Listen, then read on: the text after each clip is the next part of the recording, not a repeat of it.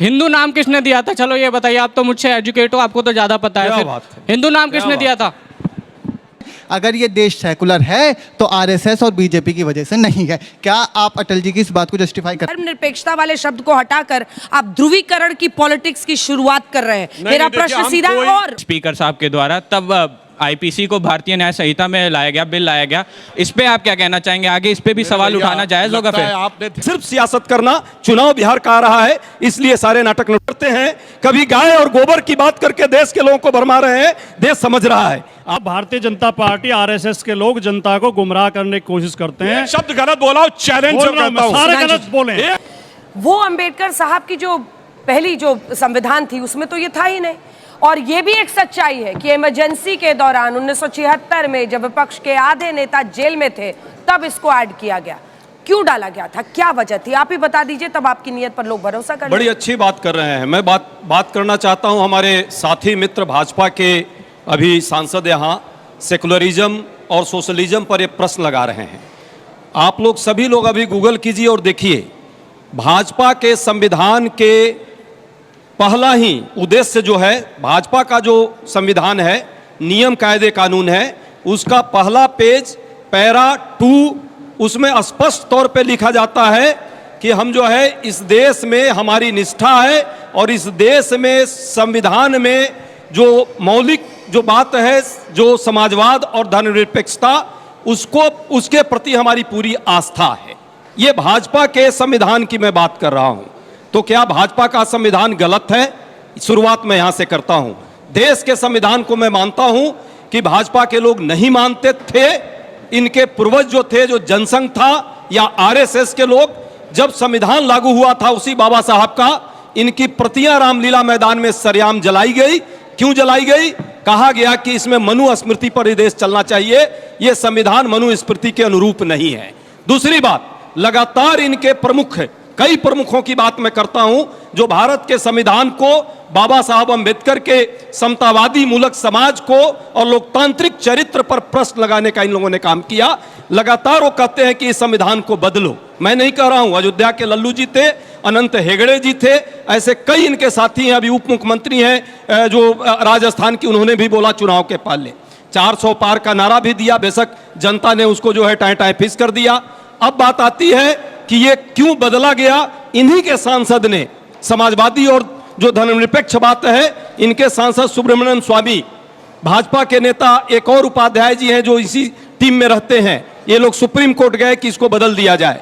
हुआ क्या?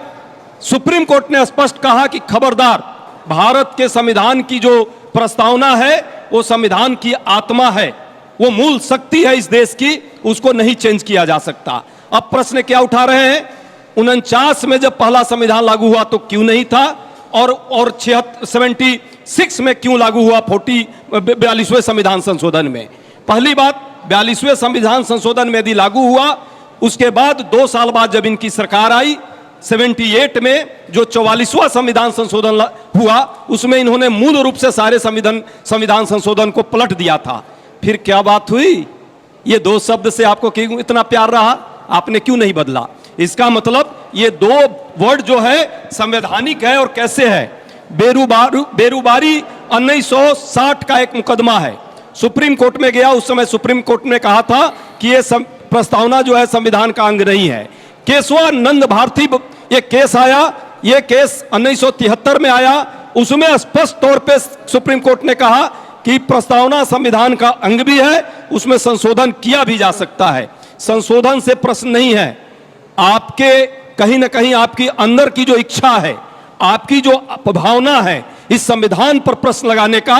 बाबा साहब के संविधान जिसमें समरसता की बात है, सर्वधर्म समभाव की बात है और धर्मनिरपेक्ष चरित्र का मतलब संविधान में सिर्फ संविधान का वो मुद्दा नहीं है, इस देश में बहुलता में एकता रहेगी कि नहीं, इस देश में सभी धर्मों का सम्मान होगा कि नहीं, इस देश में सब एक साथ रहेंगे कि नहीं, इस देश में सभी एक साथ जीने का अधिकार रहेंगे कि नहीं। देखिए ना, देखिए मूल संविधान की प्रस्तावना थी बाबा साहब की, उसमें नहीं था। सुनिए ना, नहीं था। क्यों किया गया? अरे नहीं, उसमें नहीं था इसलिए क्योंकि उस समय जब समाजवाद की बात आई थी, देश नया नया स्वतंत्र हुआ था, आपको आर्थिक पद्धति कैसे रखनी है ये उस समय के शासकों पर छोड़ दिया गया था। लेकिन जब देश में अवसर की समानता की बात आई, गरीबी हटाओ का नारा दिया गया, जब रजवाड़ों का प्रीवी बर्स खत्म किया गया, जमींदारी उन्मूलन किया गया, तो इंदिरा गांधी ने देखा कि ये लोग विरोध कर रहे थे, जिसमें जनसंघ के इशारों पर ये राजे रजवाड़े विरोध करते थे। इंदिरा जी का समाजवादी शब्द जोड़ना और अवसर की समानता देना जरूरी था। दूसरा, अब मैं बताना चाहता हूं, संविधान में समाजवाद, सेकुलरिज्म और हिंदू तीनों ही शब्द इसलिए नहीं रखे गए क्योंकि तीनों भारत की पहचान है। सिर्फ हिंदू ही समाजवादी है। कैसे? सिर्फ मंदिरों में आपको भंडारा मिलता है और लंगर मिलता है। बताइए दुनिया में कौन से दूसरे मजहब के केंद्र है जहां फ्री का खाना मिलता हो? यह है समाजवाद। समझते थे। और 400 पार हुआ, सुनिए मनुस्मृति की बात करते हैं, 400 पार हुआ और शाहबानो केस में शरिया संविधान से ऊपर हो गई। 400 पार शरिया स्टेट बनाना चाहते थे। मैंने फिर चैलेंज से पूछ रहा हूं, बताओ भाई, एक सेक्युलर स्टेट बताओ जहां ट्रिपल तलाक, मेहरम, हलाला, हज सब्सिडी और शरिया सुप्रीम कोर्ट से ऊपर हो। अपनी बात वापस ले लूंगा। बताओ एक दुनिया में सेक्युलर देश है। बहुत लंबा हो गया। चलिए देखिए, एक बार वो बोले, फिर मैंने पहले ही कहा था, भारतीय जनता पार्टी आरएसएस के लोग जनता को गुमराह करने की कोशिश करते हैं। एक शब्द गलत बोला हो, चैलेंज से कहता हूं। सारे गलत बोले, एक शब्द गलत नहीं बोला है। आपके नेताओं के जाके अभी सर्च करिए, सारे गलत बोले। अब सुन तो लें, नहीं लिखते थे। अब सुन तो लें, होते हैं मानवर, सुन तो लें। पहला तो यही शब्द बोला है, आप ये गुमराह करते हो कह के। धर्मनिरपेक्ष होने का मतलब धर्म से विरत होना नहीं है। अपने अपने धर्म का सब पालन करो, सबको बराबर अधिकार है। सरकार सब धर्मों को बराबर दृष्टि से देखे, ये धर्मनिरपेक्ष शब्द का अर्थ है। दूसरा, आपने झूठ ये बोला केवल हिंदू ही भंडारे चलाते हैं। सबसे ज्यादा भंडारे सिख चलाते हैं। सिखों के यहाँ जो गुरुद्वारों में फ्री भोजन होता है और वो ये नहीं देखते कि किस जाति का, किस धर्म का आदमी है। मंदिर में भी नहीं देखा जाता है। मंदिर में भी नहीं देखा जाता। अपने धर्म के में सब काम करते हैं। ये कहना ही, चर्चों में भंडारे दिखाओ। अब आप बोलने नहीं दे रहे। मस्जिद में भंडारे दिखाओ। बोलने नहीं दे रहे। चर्चों में बताओ भंडारे नहीं दे रहे। मंदिर में कहां भंडारा? अब आप बोलने नहीं दे रहे।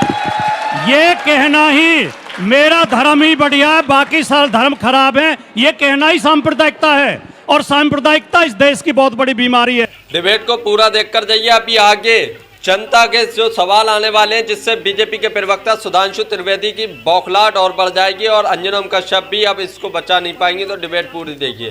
क्यों नहीं मिलती? कभी मंदिर पे जा बैठे, कभी मस्जिद पे जा बैठे।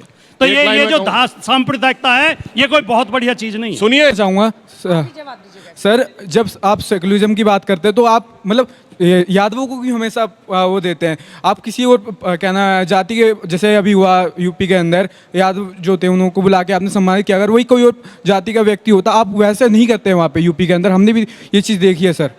नहीं, सबकी मदद करते हैं। जिसके साथ भी अन्याय होता है, कम से कम 10 जगह तो मैं पैसे देकर आया हूँ जो दलित लोगों के साथ अन्याय हुआ, पार्टी उनकी मदद करती है। सर मगर आप सिर्फ यादवों को और गलत कह रहे हो, आप सवाल ही गलत उठा रहे हो। ठीक है, चलिए। अब का है क्या बिहार, क्योंकि संविधान और संविधान को बदलना आपको बहुत भारी पड़ा था, क्योंकि लल्लू सिंह और कई सारे आपके नेता थे जिन्होंने यूपी में उठाया था। तो क्या अब आपको लग रहा है कि बिहार में उसी संविधान में धर्मनिरपेक्षता वाले शब्द को हटाकर आप ध्रुवीकरण की पॉलिटिक्स की शुरुआत कर रहे हैं? मेरा प्रश्न सीधा और सीरियस है या बस ऐसे इधर से उधर खेलते रहेंगे? किसी को हटाने की बात नहीं है। धर्मनिरपेक्ष शब्द हटना चाहिए, पंथ निरपेक्ष होना चाहिए, जो वाकई ट्रांसलेशन है। जो ऑफिशियल लॉ मिनिस्ट्री का ट्रांसलेशन है कांग्रेस के रिजीम में, वो पंथ निरपेक्ष है, मगर धर्मनिरपेक्ष शब्द प्रयोग किया जाता है। वैसे अरे भाई, अब मैं बताना चाहता हूं, अब आपने बोल दिया सर, ठीक है। धर्मनिरपेक्ष जानते क्या होता है? मैं क्यों कह रहा हूं सिर्फ हिंदू होता है? अभी कुंभ मेला हुआ, 66 करोड़ लोग आए, जात बिरादरी तो छोड़ दीजिए, 50 लाख विदेशी आए।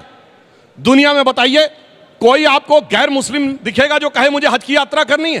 कोई गैर क्रिश्चियन कहेगा वेटिकन करना है? और अगर वो कह दे तो उससे कहा जाता कन्वर्ट हो जाओ।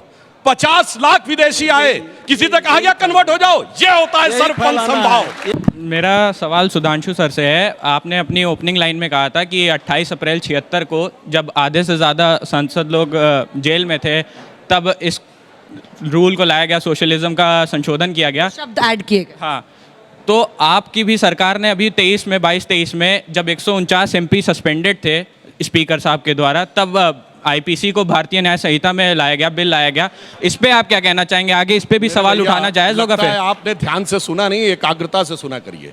मैंने ये नहीं कहा 28 अप्रैल 76 को चाहिए, मैंने कहा 28 अप्रैल 76 को ADM city Jabalpur versus Shivakant Shukla के केस में सुप्रीम कोर्ट के हियरिंग में कहा गया कि जिंदा रहने का अधिकार नहीं है, गोली मार दी जाए तो आप सिर्फ देखते रह सकते मिलॉर्ड।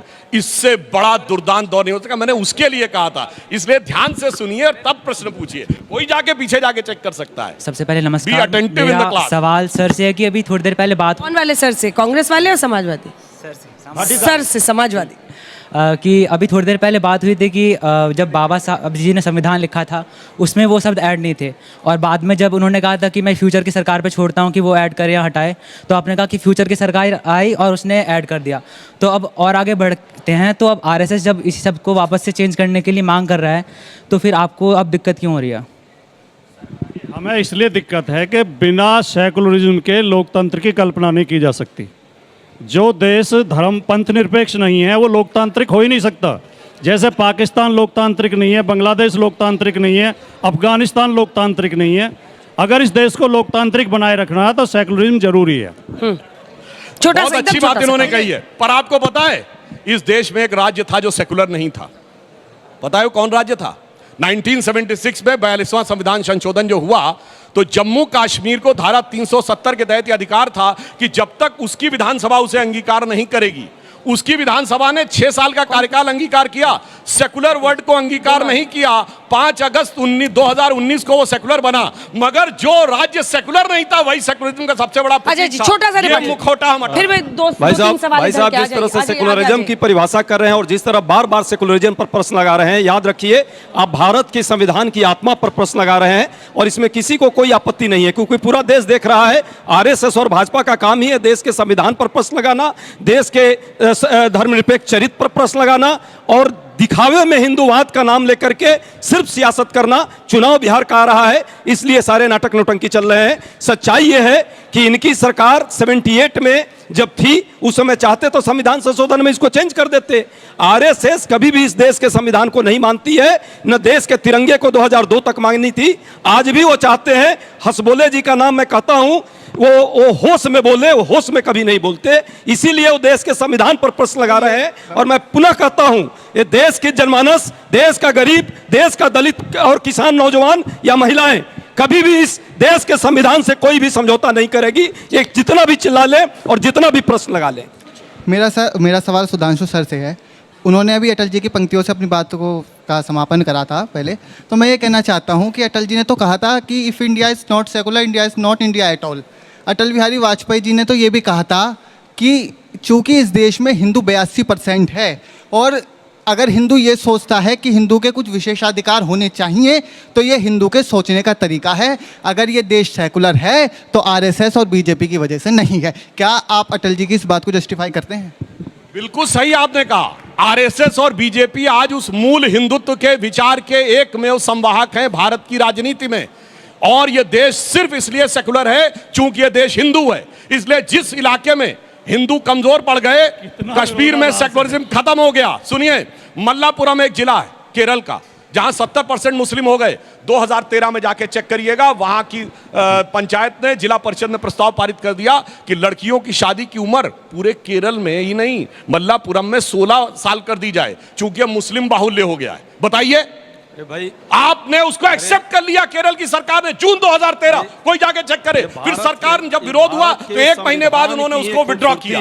यानी ये दर्शाता है सिर्फ जहां पर हिंदू मेजॉरिटी में है वहीं पर सेकुलरिज्म है। अच्छा, एक मुस्लिम देश बताइए सेकुलर हो, बताइए 57 में मुस्लिम देश बताइए सेकुलर, बताइए नाम बताइए ना। अरे इस देश के संविधान बताइए, नाम। इस देश का संविधान ही और इस देश की लोकतांत्रिक चरित्र ही है कि आप इस देश के संविधान पर लगातार प्रश्न लगा रहे हैं। इस देश के सांस्कृतिक एकता पर प्रश्न लगा रहे हैं, हिंदू मुस्लिम को आपस में बंटवाने का काम कर रहे हैं। कभी मॉब लिंचिंग की बात करते हैं, कभी गाय और गोबर की बात करके देश के लोगों को भरमा रहे हैं। देश समझ रहा है आपके इस चरित्र से ये देश बदलने वाला नहीं है। देश का सोच आधुनिक है। आप जवाब दीजिएगा इसका, लेकिन एक सवाल है, आखिरी सवाल है, आखिरी धर्मनिरपेक्षता जो है सुधांशु सर नहीं जुड़ा है। सुधांशु जी आप ही से सवाल है, माइक उठाइए। साम्प्रदायिकता से जुड़ा है। ठीक सर, पहले हम नीट देखते थे तो इसमें है ना आपका इंडिया नाम भी हटाने की कोशिश कर रहे थे आप। भारत जैसे भारत था, संविधान में भारत और इंडिया लिखा पड़ा है, तो इंडिया की जगह आप भारत करने चाह रहे थे, ऐसा क्यों?